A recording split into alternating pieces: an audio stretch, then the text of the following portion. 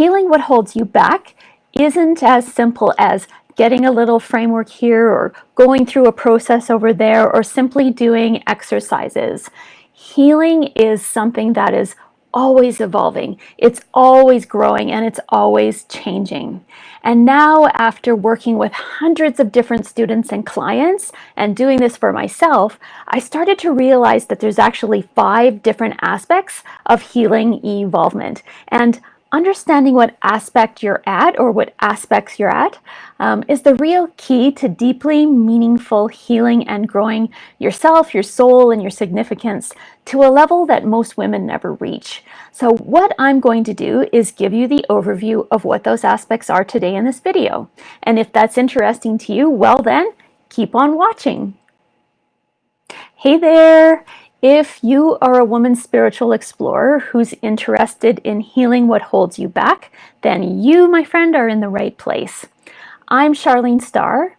I help women spiritual explorers transcend trauma and reclaim their emotional freedom so that they can break through to their next level of empowerment and freedom and unstoppability. And I do it by helping women heal through my signature chakra-based healing system.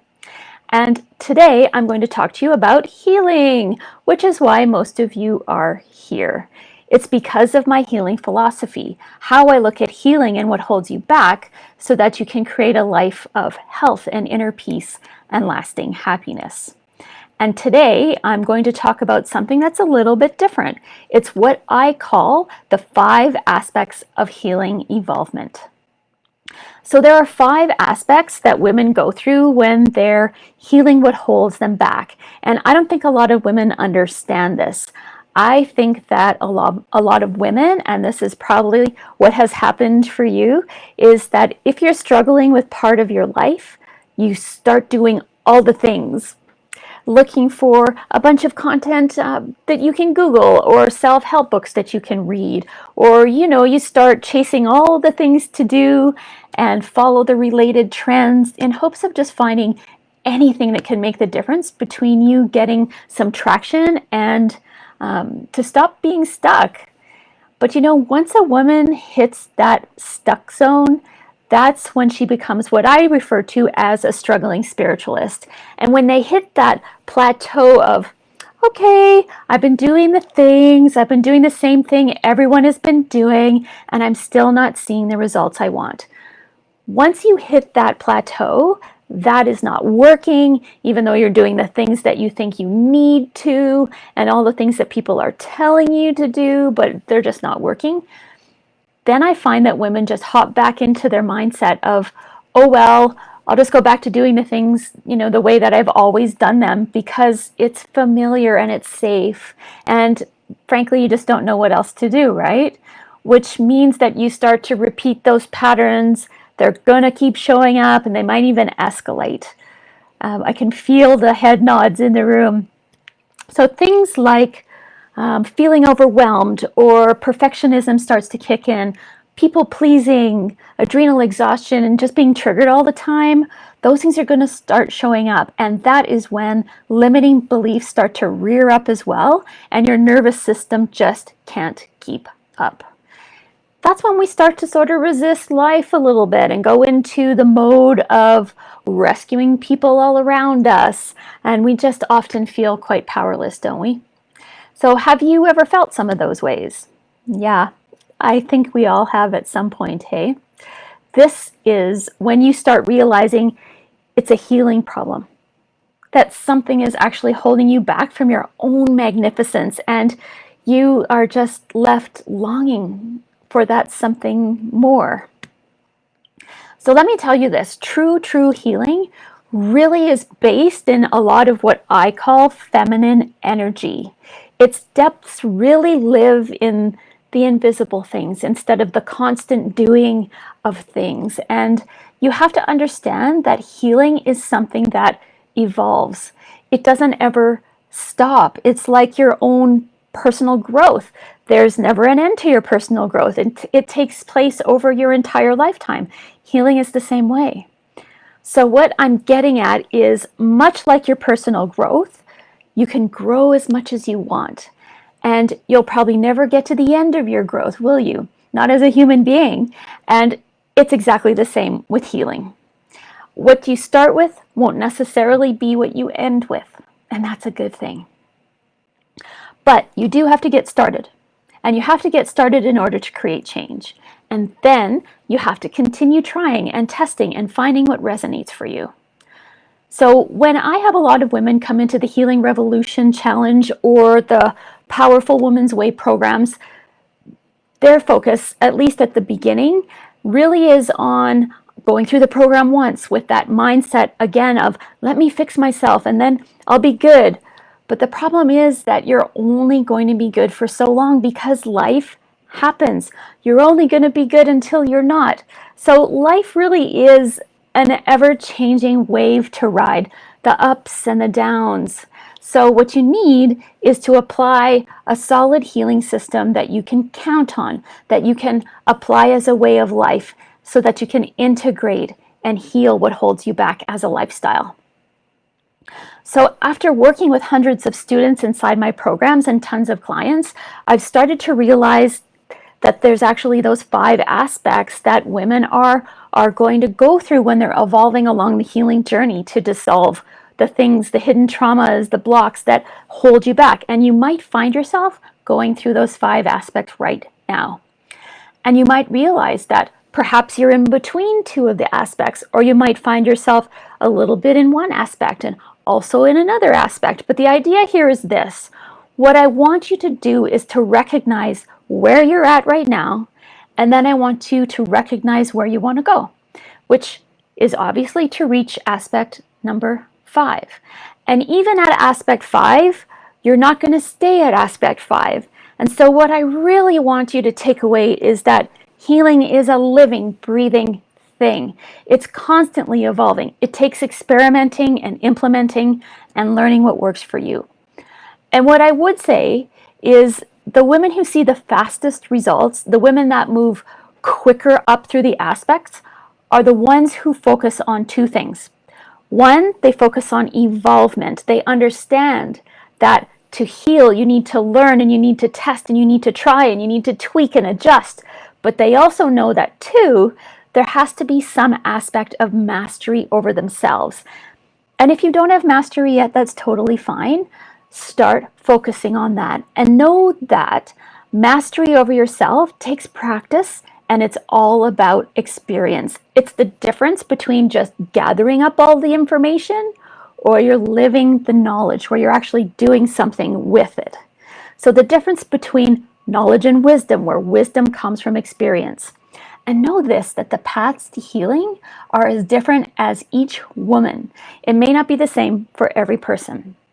Okay, with that said, let's jump into the 5 aspects of healing evolvement. There is an awareness that comes when the soul calls, a slow awakening that beckons. It's an inherent part wired into our being, this reaching out for something more. It's our evolution as women. It's our consciousness wanting us to wake up so we can heal. Life really is an experience of awareness and a process for reflection on your true, authentic, soul deep self. This true self consists of several layers that I refer to as the 5 aspects of healing evolvement. These aspects are very much interrelated aspects of what it is to live the human experience. As you explore the ways to heal what holds you back, it will oftentimes reveal the deeper inner layers of who you are. These inner layers, the aspects of healing evolvement, are in fact the aspects of your very being. They are encapsulated, one inside the other, much like the layers of an onion. And like the onion, the peeling of the layers can be very sweet and delicious, but they may also bring tears to your eyes until you heal or transcend or transform what is revealed. Now, the 5 aspects exist together and they are nested within each other.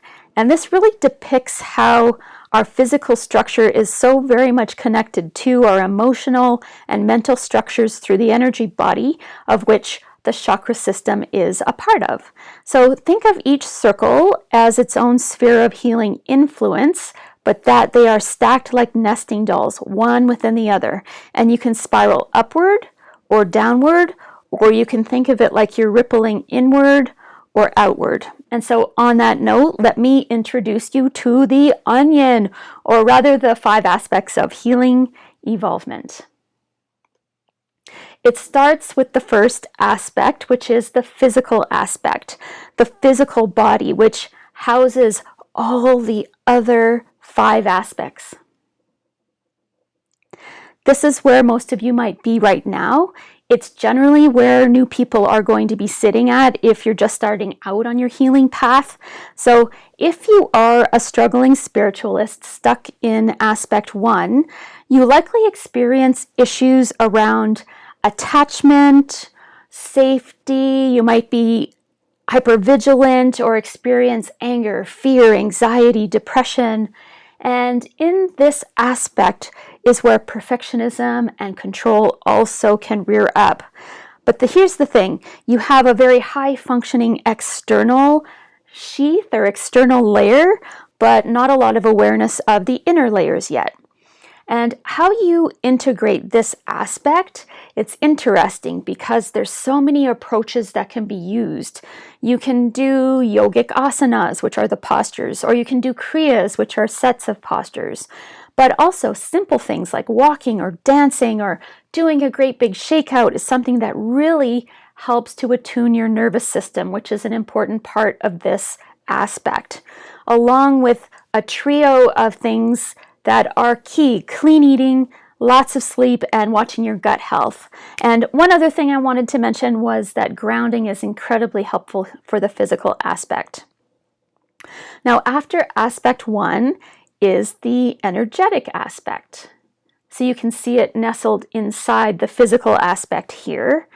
And in the aspect number 2, you'll see that this is all about your life force energy, which, depending on the wisdom tradition, is often referred to as prana, chi, or ki, and it's also where the chakras intersect, like the picture here on the screen. It includes your aura, your biomagnetic field, and it encompasses your vitality. It encompasses all the meridians and the nadis in the body. And when you move into this aspect, it usually comes from an awareness of, oh my gosh, I've been stuck in repeating cycles. I've been stuck as the struggling spiritualist who's focusing on the surface issues, and you still haven't mastered yourself, which, by the way, is a huge focus within the Powerful Woman's Way program. Now, usually at the second aspect, the struggling spiritualist, like I said before, hasn't really worked on their authentic self yet, and they've just focused on shifting their pains and their symptoms around, and maybe they're not doing so much inner work or getting to the root causes of what they are experiencing, the root causes of their suffering. If you're the struggling spiritualist stuck in aspect 2, you likely experience issues around fatigue, exhaustion, low motivation, insomnia. There can be aspects of lethargy, apathy, reacting in those same old patterned ways, and really having an experience of depletion because you're just running on autopilot. So how you integrate this aspect is breath work, pranayama. It also works if you can be in silence, moving any stagnant energy so you release what you don't need and you can receive what you do. Mudras are also a wonderful approach to helping with the energetic aspect. Living in a space that has filtered clean, fresh air, shutting down all the devices so that you stop the overstimulation, and salt lamps can be incredible too because it brings the negative ions into your environment. Now, after aspect 2 is the mental emotional aspect, which you can see nestled in here. And this aspect is about the mental part of your thoughts, of your emotions, very much the psychological layer. It's where your feelings and likes and dislikes are going to show up. It's where your phobias start to show up, fears and phobias. It's where your rational mind lives, the thinking, reasoning mind, and it's the lower sensory mind, referred to as manas in the yogic tradition. And if you're the struggling spiritualist who is stuck here in aspect 3, you likely experience a lot of shame, a lot of guilt. You might find yourself judging yourself and judging others. You might have inflammation in your body. You might feel victimized. You might be self-medicating using TV or food or substances or people, or being a workaholic or an overhelper at this stage. You may also be afraid of commitment here. You might not keep promises to yourself. Perfectionism can rear up here. People pleasing, there's a lot in this aspect. If you are a rescuer trying to fix everyone around you, or if you have leaky boundaries, this is where it shows up, along with limiting beliefs, fear of loss, codependence, and really staying in dysfunctional relationships. So this is a big one. And how you integrate it is mantras to focus the mind. So chanting is really wonderful. Any meditation with chanting. Sound healing is wonderful. Setting clear boundaries is helpful. Looking at any repeating behavior patterns. You can also connect with someone that you trust. So then you're having regulated, beautiful relationships that are supportive. What else can I think of here in the moment? Journaling is great. Deep self-inquiry. Having a harmonious environment. And for some people, affirmations are great at this aspect as well. And after aspect 3 is the awareness aspect. Aspect number 4. This involves intuition, your inner knowing and insight, that inner consciousness, the inner conscience, your inner voice. And you'll see here that your values and belief systems impact this aspect. The higher mind is what this aspect is all about, the Buddhi mind in yogic philosophy, where the inspired imagination shows up, your higher intelligence, where you are the witness, where you are consciousness, and where your will shows up. The discriminating intellect is another way to think about it. And if you're struggling here, if you're the struggling spiritualist stuck in aspect 4, you likely experience projecting your pain onto others. You lack focus. You can feel unseen or unheard and have a real fear of being judged. And so it's easy for you to get very caught up in dramas. So how you integrate this aspect is listen to your gut instincts, listen to your intuition, use your imagination, but also use your discernment. So you're able to see possibilities, but you can still shift perspectives. Soul retrievals are great here. Rituals are great here. Meditation is wonderful here. And after aspect 4 is the 5th and final aspect of healing involvement, which is the bliss aspect. You can also think of this as your soul or your spirit. This is where you experience oneness. You start to see that you're part of a greater whole. Your true self comes up, but as part of something bigger than yourself. It can include the morphogenic field, the relational field, and coming into coherence so that our life, our outcomes, our healing impacts the healing of the world. It's about peace, it's about truth, it's about integration, it's about wholeness. You'll find self-actualization and realization of the divine nature of yourself shows up here, and really releasing the sense of self as a separate ego. This is your innermost aspect of healing.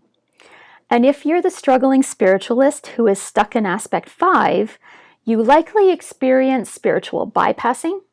You may have the empath-narcissist relationship showing up for you. There'll be a lot of skepticism. You may experience spiritual abuse at this aspect. You'll have a lack of awareness and really cling to how you want things to be. So how to integrate this aspect includes Shavasana, that lovely deep relaxation that comes in your yoga class, devotional practices, doing seva, the selfless service, and doing anything where you find yourself in a flow state.